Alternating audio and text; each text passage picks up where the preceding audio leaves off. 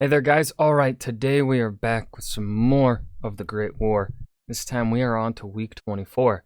In dire straits, Russia on Austro-Hungary's doorstep. I feel like they've been on the doorstep for a couple months now, ever since the siege started of the one fort that I've forgotten the name of. What was the name of that fort? I forget. Before we dive in, make sure you check out the links below in the description box or in my pinned comment in the comment section. I remember to leave a pinned comment. Sometimes I forget. Please join the Discord. Would love to have you. Share some history memes. That would be dope. Now, nothing else to add here at the beginning. Let's go ahead and dive right in. A few months ago, we saw the devastation that followed when the war in both the East and the West became bogged down in the muds of the autumn. And this week, as the new year gets going, we see the new challenges and, above all, the new horrors that modern war brings with it when it becomes a war in the snows.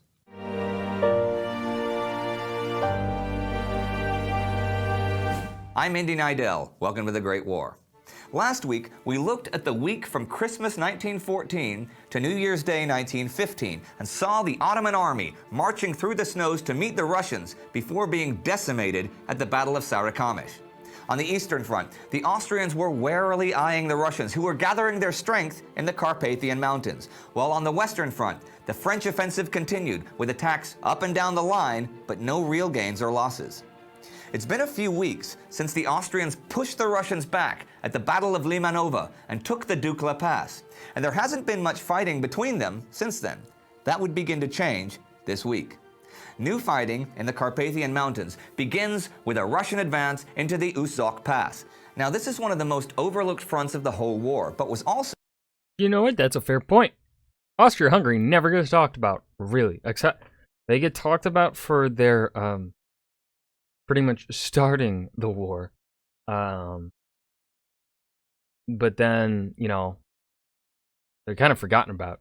The focus then shifts to the Western Front, and then Eastern Front is barely mentioned, what I'm remembering from several years ago of high school. And the Russian Front then gets mentioned somewhat at the beginning on how it's not a bogged down war, but then it's forgotten about and then talked about again in 1917 when the revolutions begin. Also one of the most important. And the January action began right now with a powerful Russian offensive. This is from the Mercury newspaper, January 4th, 1915. Quote, "The plight of the Austrians in their own territory continues to go from bad to worse. They are still making a stand on the northern slope of the Carpathians near the Dukla Pass. But the Russians have driven them out of their positions in the Usok Pass, while further to the southeast, the Austrian troops are retreating over the Carpathians from Bukovina into Hungary in a demoralized condition. According to advices from Rome, the approach of the Russians is causing the greatest terror in the northeast of Hungary, and it is stated that the people of the districts along the southern side of the Carpathians are fleeing in panic." End quote. And on January 6th, the Russians reached the Hungarian frontier. Let's look at the Austro-Hungarian forces for a minute to see who the Russians would be fighting.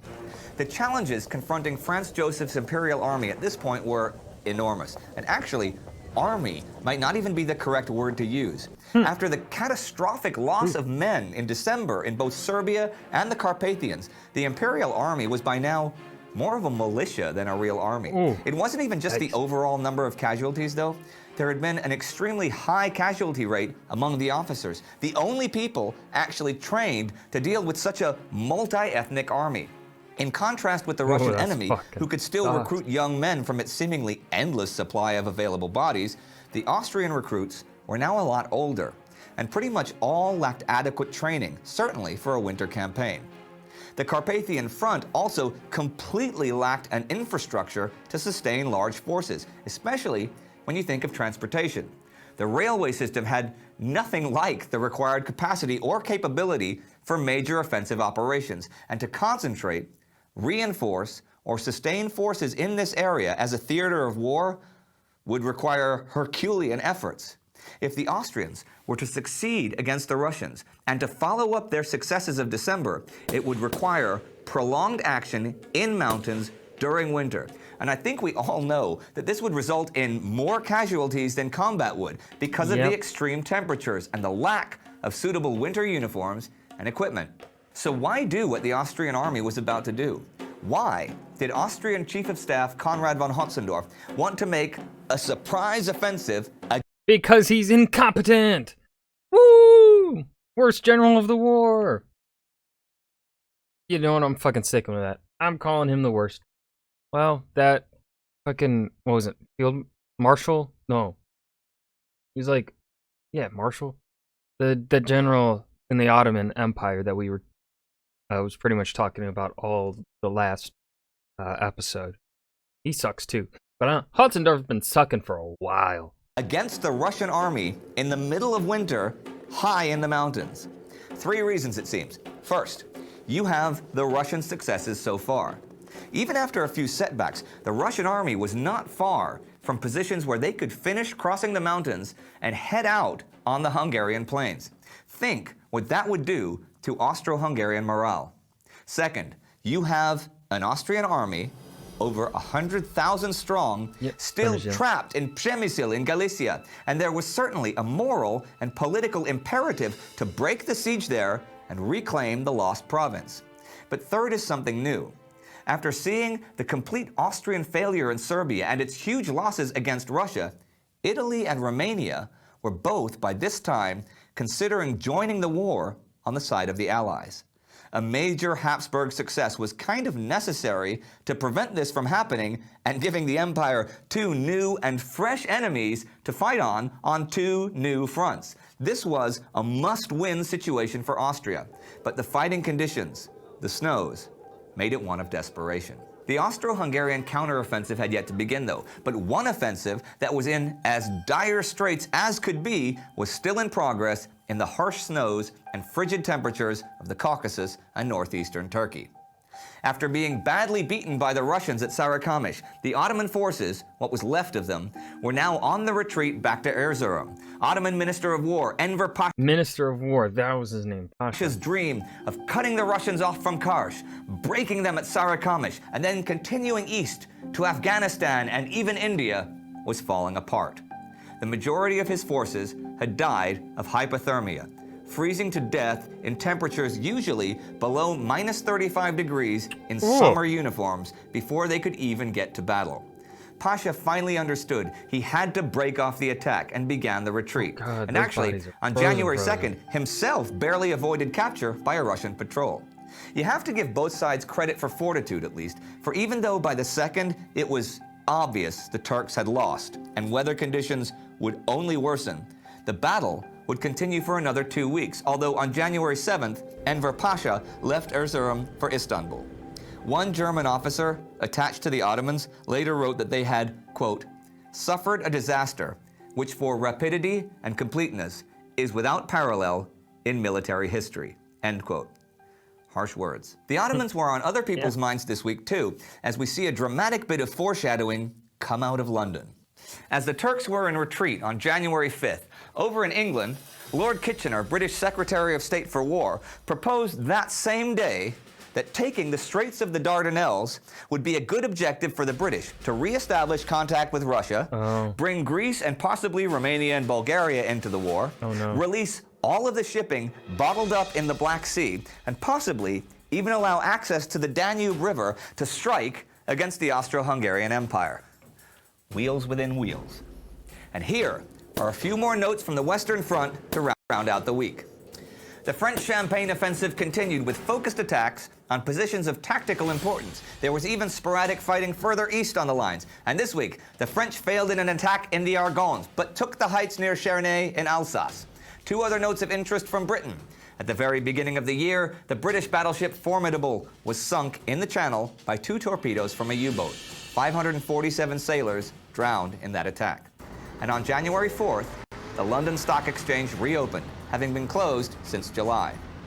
Since a war of quick victories was no longer possible, and a long war of endless battles in the mud had turned into a terrible war of attrition, people began to look for macro solutions to the war to somehow bring about victory. Alexander Helphand, a wealthy Bolshevik, said this to the German ambassador to Turkey, quote, the interests of the German government are identical to those of the Russian revolutionaries, end quote. The general aim of Bolshevism was the destruction of Tsarism and the division of Russia into smaller states. Helpan believed it wasn't possible for Germany to defeat Russia in war without an internal Russian revolution occurring. This discussion marked the beginning of German interest in stimulating such a revolution, which was very much intensified by stalemate on the battlefield. And this interest would culminate with the return of Vladimir Lenin from exile in Switzerland to Russia across German soil, and with Germany That started, he got sent there in 1915? even giving Lenin funding to continue his work. And we once again find ourselves at the end of the week, with the Russian bear on the move in the Carpathian Mountains, terrifying the people of Hungary.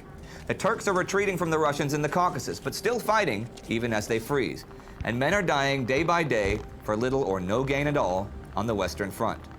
There are reasons to go to war against a stronger enemy, a better equipped enemy. There are reasons to go to war in winter, in the freezing snows, and even high in the mountains where heavy guns can't go.